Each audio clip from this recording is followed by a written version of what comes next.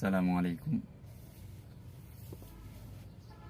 আমাদের দেশে বেশিরভাগ কোনো একটা অনুষ্ঠান হয়ে গেলেই অনুষ্ঠানে ডিজে পার্টির আয়োজনটা বেশিরভাগে থাকে। তো যারা আপনারা ডিজে পার্টিগুলো করে থাকেন, আশেপাশে একটু খেয়াল রাখবেন আবাসিক এলাকা বা শিক্ষা প্রতিষ্ঠান আছে কিনা। কারণ আপনার এই ডিজে পার্টির জন্য আশেপাশে যদি আবাসিক এলাকা থাকে কিংবা কোনো মাদ্রাসা শিক্ষা প্রতিষ্ঠান থাকে, এদের ঘুমের ডিস্টার্ব হবে। তা আপনাদের কাছে অনুরোধ থাকবে, যেখানে এরকম শিক্ষা প্রতিষ্ঠান আছে আপনারা একটু চেষ্টা করবেন ডিজে পার্টিটা না করার জন্য। না তো হবে না, একটু কম করে করানোর জন্য চেষ্টা করবেন।